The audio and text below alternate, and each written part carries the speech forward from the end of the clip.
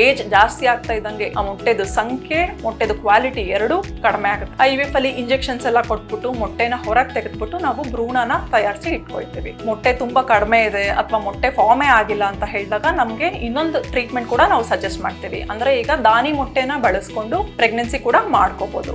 ಬೇರೆ ತರ health issues ಎಲ್ಲ ಇರುತ್ತೆ. ಸೊ ಈಗ ಕಾಂಪ್ಲಿಕೇಶನ್ಸ್ ಬರೀ ತಾಯಿಗೆ ಮಾತ್ರ ಇರುತ್ತಾ, ಅದು ಮಗುಗೆ ಕೂಡ ಎಫೆಕ್ಟ್ ಮಾಡ್ಬೋದು. ಈಗ ಹೆಣ್ಮಕ್ಳದ್ದು ವಯಸ್ಸು ಜಾಸ್ತಿ ಆದಾಗ ಕನ್ಸೀವ್ ಆದ್ರೆ ಹುಟ್ಟೋ ಮಕ್ಕಳಲ್ಲಿ ತೊಂದರೆ ಕಾಣಿಸ್ಕೊಳ್ಳುತ್ತೆ, ಅಂಗವಿಕಲತೆ ಇರುತ್ತೆ, ಆ ಥರದ್ದೆಲ್ಲ ಕೇಳಿರ್ತೀರಾ. ಚಾನ್ಸಸ್ ಖಂಡಿತ ಇರುತ್ತೆ. ಅಂತ ಭ್ರೂಣನ ನಾವು ಗರ್ಭಕೋಶದಲ್ಲಿ ಒಳಗೆ ಹಾಕಿದಾಗ ಸಕ್ಸಸ್ಫುಲ್ ಪ್ರೆಗ್ನೆನ್ಸೀಸ್ ಆಗತ್ತೆ.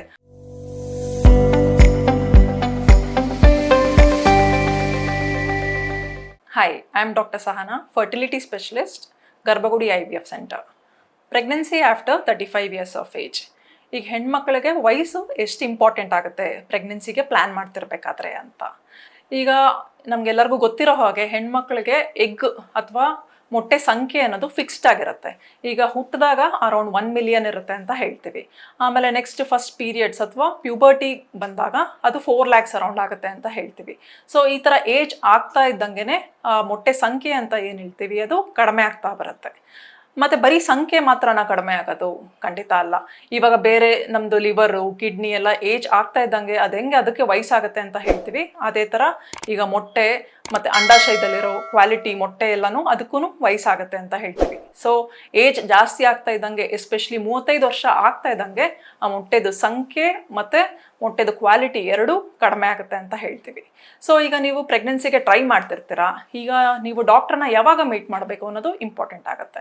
ಸೊ ಈಗ ನೀವು 1 year ಪ್ರಾಪರಾಗೆ ಟ್ರೈ ಮಾಡ್ತಿರ್ತೀರಾ, ಏನು ಕಾಂಟ್ರಸೆಪ್ಷನ್ ಯೂಸ್ ಮಾಡದೆ ಟ್ರೈ ಮಾಡ್ತಿರ್ತೀರಾ, ಅಂದರೂ ಪ್ರೆಗ್ನೆನ್ಸಿ ಆಗೋದಿಲ್ಲ, ಆವಾಗ ನೀವು ಫರ್ಟಿಲಿಟಿ ಸ್ಪೆಷಲಿಸ್ಟ್ನ ಮೀಟ್ ಮಾಡಬೇಕು ಅಂತ ಹೇಳ್ತೀವಿ. ಅದೇ ನಿಮ್ಮ ವಯಸ್ಸೇನಾದರೂ 35 ಕ್ರಾಸ್ ಆಗಿದೆ ಅಂತ ಹೇಳಿದ್ರೆ 1 year ವೆಯ್ಟ್ ಮಾಡಬಾರ್ದು, ನೀವು 6 monthsಗೆ ಫರ್ಟಿಲಿಟಿ ಸ್ಪೆಷಲಿಸ್ಟ್ನ ಬಂದು ಮೀಟ್ ಮಾಡಬೇಕು ಅಂತ ಹೇಳ್ತೀವಿ. ಅಥವಾ ನಿಮ್ಮ ವಯಸ್ಸು ಇನ್ನೂ 40-45 ಆಗಿದೆ ಅಂತ ಹೇಳಿದ್ರೆ ಇಮಿಡಿಯೇಟ್ಲಿ ನೀವು ಫರ್ಟಿಲಿಟಿ ಸ್ಪೆಷಲಿಸ್ಟ್ನ ಬಂದು ಮೀಟ್ ಮಾಡಬೇಕು. ಸೊ ಇಮಿಡಿಯೇಟ್ಲಿ ಬಂದಾಗ ಫಸ್ಟ್ ನಾವೇನು ಮಾಡ್ತೀವಿ, ಡೀಟೇಲ್ಡ್ ಆಗಿ ಹಿಸ್ಟ್ರಿ ತಗೊಳ್ತೀವಿ, ಎಕ್ಸಾಮಿನೇಷನ್ ಮಾಡ್ಕೊಳ್ತೀವಿ, ಮತ್ತು ಮೇಯ್ನಾಗೆ ಒಂದು ಬ್ಲಡ್ ಟೆಸ್ಟ್ ಅಂತ ಮಾಡ್ಕೊಳ್ತೀವಿ. ನಿಮ್ಮದು ಎಗ್ ರಿಸರ್ವ್ ಅಥವಾ ಮೊಟ್ಟೆ ಬರೋ ಕೆಪಾಸಿಟಿ ಹೇಗಿದೆ ಅಂತ ತಿಳ್ಕೊಳ್ಳೋದಕ್ಕೆ.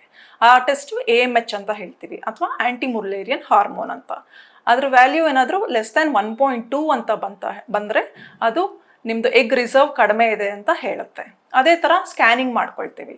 ಸ್ಕ್ಯಾನಿಂಗಲ್ಲಿ ನಾವು ಮೊಟ್ಟೆನ ಕೌಂಟ್ ಮಾಡಿ ನೋಡ್ತೀವಿ. ಆ ಮೊಟ್ಟೆ ಕೌಂಟ್ ಏನಾದರೂ 5ಕ್ಕಿಂತ ಕಡಿಮೆ ಬಂತು ಅಂತ ಹೇಳಿದ್ರೆ ಮೊಟ್ಟೆ ರಿಸರ್ವ್ ಅಥವಾ ಎಗ್ ರಿಸರ್ವ್ ಅಂತ ಏನು ಹೇಳ್ತೀವಿ ಅದು ಕಡಿಮೆ ಇದೆ ಅಂತ.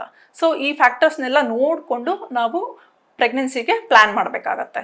ಈಗ ತುಂಬ ಏನು ಪ್ರಾಬ್ಲಮ್ ಇಲ್ಲ, ವ್ಯಾಲ್ಯೂ ಸ್ವಲ್ಪ ಆರಾಮಾಗೆ ಬಂದಿದೆ ಅಂತ ಹೇಳಿದ್ರೆ ಜಸ್ಟ್ ಸಿಂಪಲ್ ಟ್ರೀಟ್ಮೆಂಟ್ಸ್, ಅಂದರೆ ಈಗ ಮೊಟ್ಟೆ ಬೆಳೆಯೋದಕ್ಕೆ ಟ್ಯಾಬ್ಲೆಟ್ಸ್ ಕೊಟ್ಬಿಟ್ಟು ನ್ಯಾಚುರಲಿ ಟ್ರೈ ಮಾಡೋದಕ್ಕೆ ಹೇಳಿ ಪ್ರೆಗ್ನೆನ್ಸಿನ ಪಡ್ಕೋಬೋದು. ಇಲ್ಲ ಅಂತ ಹೇಳಿದ್ರೆ ನೆಕ್ಸ್ಟ್ IUI ಅಂತ ಬರುತ್ತೆ, ಸಿಂಪಲ್ ಟ್ರೀಟ್ಮೆಂಟ್ ಅದು, ಅದ್ರ ಮೂಲಕ ಕೂಡ ಪ್ರೆಗ್ನೆನ್ಸಿನ ಮಾಡ್ಕೋಬೋದು. ಇಲ್ಲ ವ್ಯಾಲ್ಯೂಸ್ ಎಲ್ಲ ತುಂಬ ಕಡಿಮೆ ಬಂದಿದೆ, ನಮಗೆ ಟೈಮ್ ಜಾಸ್ತಿ ಇಲ್ಲ, ಟೈಮ್ ಟು ಪ್ರೆಗ್ನೆನ್ಸಿ ಅಂತ ಹೇಳ್ತೀವಿ, ಅದನ್ನು ನಾವು ಕಡಿಮೆ ಮಾಡ್ಕೋಬೇಕು. ಆವಾಗ ನಾವು IVF ಅಂತ ಸಜೆಸ್ಟ್ ಮಾಡ್ತೀವಿ. IVF ಅಲ್ಲಿ ಇಂಜೆಕ್ಷನ್ಸ್ ಎಲ್ಲ ಕೊಟ್ಬಿಟ್ಟು ಮೊಟ್ಟೆನ ಹೊರಗೆ ತೆಗೆದ್ಬಿಟ್ಟು ನಾವು ಭ್ರೂಣನ ತಯಾರಿಸಿ ಇಟ್ಕೊಳ್ತೀವಿ. ಈಗ ಆ ವ್ಯಾಲ್ಯೂ AMH ಅಥವಾ AFC ಅಂತ ಏನು ಹೇಳಿದ್ವೋ ಆ ವ್ಯಾಲ್ಯೂ ಮೇಲೆ ನಮಗೆ ಎಷ್ಟು ಮೊಟ್ಟೆ ಸಿಕ್ಕಿದೆ ಅನ್ನೋದು ಒಂದು ಐಡಿಯಾ ಬಂದಿರುತ್ತೆ. ಈಗೇನಾದರೂ IVF ಮಾಡಿದಾದ್ಮೇಲೂ 2 ಅಥವಾ 3 ಮೊಟ್ಟೆ ಆ ಥರ ಏನಾದರೂ ಬಂದರೆ ನಾವು ಮತ್ತೆ ಎಂಬ್ರಿಯೋ ಪೂಲಿಂಗ್ ಅಂತ ಅಡ್ವೈಸ್ ಮಾಡ್ತೀವಿ. ಅಂದರೆ ಈಗ 2 ಸಲ ಅಥವಾ 3 ಸಲ ಮೇಲೆ IVF ಸೈಕಲ್ಸ್ ಮಾಡಿಕೊಂಡು ಒಟ್ಟಿಗೆ ಮೊಟ್ಟೆಗಳನ್ನ ಸಂಗ್ರಹಿಸಿ ಇಟ್ಕೊಳ್ತೀವಿ. ಅದೇ ರೀತಿ ಭ್ರೂಣನ ಮಾಡ್ಕೊಳ್ತೀವಿ. ಸೊ ಯಾವ ಭ್ರೂಣ ತುಂಬ ಚೆನ್ನಾಗಿದೆಯೋ ಅಂಥ ಭ್ರೂಣನ ನಾವು ಗರ್ಭಕೋಶಕ್ಕೆ ಹಾಕ್ತೀವಿ. ಸೊ ಈ ಥರ ಆದಾಗ ಸ್ವಲ್ಪ ಪ್ರೆಗ್ನೆನ್ಸಿ ಆಗೋ ಚಾನ್ಸಸ್ಸು ಜಾಸ್ತಿ ಇರುತ್ತೆ. ಸೊ ಈ ಥರ IVF ಮಾಡಿ 2-3 ಸೈಕಲ್ ಮಾಡಿಕೊಂಡು ನಮಗೆ ಮೊಟ್ಟೆ ತುಂಬ ಕಡಿಮೆ ಇದೆ ಅಥವಾ ಮೊಟ್ಟೆ ಫಾರ್ಮೇ ಆಗಿಲ್ಲ ಅಂತ ಹೇಳಿದಾಗ ನಮಗೆ ಇನ್ನೊಂದು ಟ್ರೀಟ್ಮೆಂಟ್ ಕೂಡ ನಾವು ಸಜೆಸ್ಟ್ ಮಾಡ್ತೀವಿ. ಅಂದರೆ ಈಗ ದಾನಿ ಮೊಟ್ಟೆನ ಬಳಸ್ಕೊಂಡು ಪ್ರೆಗ್ನೆನ್ಸಿ ಕೂಡ ಮಾಡ್ಕೋಬೋದು. ಸೊ ಈ ಥರ ಹಲವಾರು ಆಪ್ಷನ್ಸ್ ಇರುತ್ತೆ. ಸೊ ಮೇಯ್ನಾಗೆ ಯಾವುದನ್ನು ಡಿಲೇ ಮಾಡದೆ ಎಷ್ಟು ಬೇಗ ಆಗುತ್ತೋ ಅಷ್ಟು ಬೇಗ ಫರ್ಟಿಲಿಟಿ ಸ್ಪೆಷಲಿಸ್ಟ್ನ ಮೀಟ್ ಮಾಡೋದು ಇಂಪಾರ್ಟೆಂಟ್ ಆಗುತ್ತೆ. ಸೊ ಇದೇ ರೀತಿ ಇವಾಗ ವಯಸ್ಸು 35 ಅಥವಾ 35 ಮೇಲೆ ಆಗ್ತಾ ಇದೆ ಅಂತ ಹೇಳಿದ್ರೆ ಮೆಡಿಕಲ್ ಕಂಡೀಷನ್ಸ್ ಕೂಡ ನಾವು ಕಾಮನ್ ಆಗಿ ನೋಡ್ತೀವಿ. ಅಂದರೆ ಈಗ ಬೇಗ BP ಬರೋದಾಗಲಿ, ಶುಗರ್ ಬರೋದಾಗಲಿ, ಬೇರೆ ಥರ ಹೆಲ್ತ್ ಇಶ್ಯೂಸ್ ಎಲ್ಲ ಇರುತ್ತೆ. ಈಗ BP, ಶುಗರು ಎಲ್ಲ ಇಟ್ಕೊಂಡು ಪ್ರೆಗ್ನೆನ್ಸಿ ಆದರೆ ಪ್ರೆಗ್ನೆನ್ಸಿಲಿ ನಾವು ಜೆಸ್ಟೇಷನಲ್ ಹೈಪರ್ಟೆನ್ಷನ್ ಅಥವಾ ಜೆಸ್ಟೇಷನಲ್ ಡಯಾಬಿಟಿಸ್ ಅಂತ ಹೇಳ್ತೀವಿ, ಅದರದೇ ಆದ ಕಾಂಪ್ಲಿಕೇಶನ್ಸ್ ಎಲ್ಲ ಇರುತ್ತೆ. ಸೊ ಈಗ ಆ ಕಾಂಪ್ಲಿಕೇಶನ್ಸು ಬರೀ ತಾಯಿಗೆ ಮಾತ್ರ ಇರುತ್ತಾ? ಇಲ್ಲ, ಅದು ಖಂಡಿತ ಆ ಥರ ಇರೋದಿಲ್ಲ. ಅದು ಮಗುಗೆ ಕೂಡ ಎಫೆಕ್ಟ್ ಮಾಡ್ಬೋದು. ಅಂದರೆ ಈಗ ಹೊಟ್ಟೆಲೇ ಮಗುದು ಬೆಳವಣಿಗೆ ಕಡಿಮೆ ಆಗ್ಬೋದು, ಅಥವಾ ಮಗುದು ಡೆಲಿವರಿ 9 ತಿಂಗಳು ತುಂಬ ಇರೋದಿಲ್ಲ, 8 ತಿಂಗಳು ತುಂಬಿರೋದಿಲ್ಲ, ಮುಂಚೆನೇ ಡೆಲಿವರಿ ಆಗಿಬಿಡುತ್ತೆ, ಅದಕ್ಕೆ ಪ್ರೀಟರ್ಮ್ ಡೆಲಿವರಿ ಅಂತ ಹೇಳ್ತೀವಿ. ಸೊ ಈ ಥರ ಕಾಂಪ್ಲಿಕೇಶನ್ಸ್ ಎಲ್ಲನೂ ಜಾಸ್ತಿ ಆಗ್ತಾ ಹೋಗುತ್ತೆ 35 ಇಯರ್ಸ್ ಆದಮೇಲೆ. ಅದಾದಮೇಲೆ ನೀವು ಆಲ್ರೆಡಿ ಇನ್ನೂ ಕೇಳಿರ್ತೀರ, ಈಗ ಹೆಣ್ಮಕ್ಳದ್ದು ವಯಸ್ಸು ಜಾಸ್ತಿ ಆದಾಗ ಕನ್ಸೀವ್ ಆದರೆ ಹುಟ್ಟೋ ಮಕ್ಕಳಲ್ಲಿ ತೊಂದರೆ ಕಾಣಿಸ್ಕೊಳ್ಳುತ್ತೆ ಅಥವಾ ಅಂಗವಿಕಲತೆ ಇರುತ್ತೆ, ಆ ಥರದ್ದೆಲ್ಲ ಕೇಳಿರ್ತೀರ. ಅದು ಹೌದಾ? ಚಾನ್ಸಸ್ ಖಂಡಿತ ಇರುತ್ತೆ. ಬಟ್ ಅದನ್ನು ನಾವು ಹೇಗೆ ತಡೆಗಟ್ಬೋದು? ಈಗ IVF ಮಾಡಿಕೊಂಡು ನಾವೀಗ ಭ್ರೂಣನ ಎಲ್ಲ ಫ್ರೀಸ್ ಮಾಡಿ ಇಟ್ಕೊಂಡಿರ್ತೀವಿ.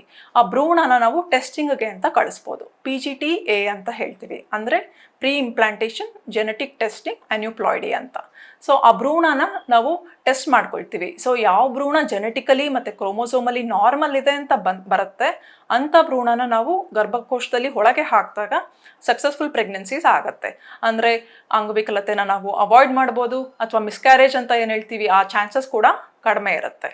ಸೊ ಇದೆಲ್ಲನೂ ಕೇಳಾದ್ಮೇಲೆ ಮೇಯ್ನಾಗೆ ಹೆಣ್ಮಕ್ಳ ವಯಸ್ಸು ತುಂಬಾ ಇಂಪಾರ್ಟೆಂಟ್ ಆಗುತ್ತೆ. ಸೊ ಒಳ್ಳೆ ಲೈಫ್ ಸ್ಟೈಲ್ ಮಾಡಿಫಿಕೇಷನ್ ಇಟ್ಕೊಂಡು, ಚೆನ್ನಾಗಿ ಎಕ್ಸಸೈಸ್ ಮಾಡಿಕೊಂಡು, ಏನು ಆಹಾರ ಸೇವನೆ ಮಾಡಬೇಕು, ಏನು ಸೇವನೆ ಮಾಡಬಾರ್ದು ಅಂತ ಅದ್ರ ಮೇಲೆ ಗಮನ ಕೊಟ್ಟು, ಯಾವಾಗ ಫರ್ಟಿಲಿಟಿ ಡಾಕ್ಟ್ರನ್ನ ಮೀಟ್ ಮಾಡಬೇಕು ಅಂತ ಡಿಸೈಡ್ ಮಾಡಿ ಬಂದು ತೋರಿಸ್ಕೊಂಡು ಯಾವ ಟ್ರೀಟ್ಮೆಂಟ್ ಬೇಕು ಅಂತ ತಗೊಂಡ್ರೆ ಖಂಡಿತ ಒಳ್ಳೆ ರೀತಿ ಹೆಲ್ದಿ ಪ್ರೆಗ್ನೆನ್ಸಿಗೆ ಇದು ಹೆಲ್ಪ್ ಆಗುತ್ತೆ ಅಂತ ಹೇಳ್ಬೋದು. Thank you. ಲೇಟೆಸ್ಟ್ ಹಾಗೂ ಇಂಟ್ರೆಸ್ಟಿಂಗ್ ಸುದ್ದಿಗಳಿಗಾಗಿ ಬಾಸ್ ಟಿವಿ ಕನ್ನಡ ಚಾನೆಲ್ನ ಸಬ್ಸ್ಕ್ರೈಬ್ ಮಾಡಿ. ಹಾಗೆಯೇ ಬೆಲ್ ಐಕಾನ್ ಪ್ರೆಸ್ ಮಾಡಿ. ಇದರ ಜೊತೆಗೆ ಫೇಸ್ಬುಕ್, ಇನ್ಸ್ಟಾಗ್ರಾಮ್, ಎಕ್ಸ್ನಲ್ಲೂ ಮಿಸ್ ಮಾಡದೆ ಫಾಲೋ ಮಾಡಿ.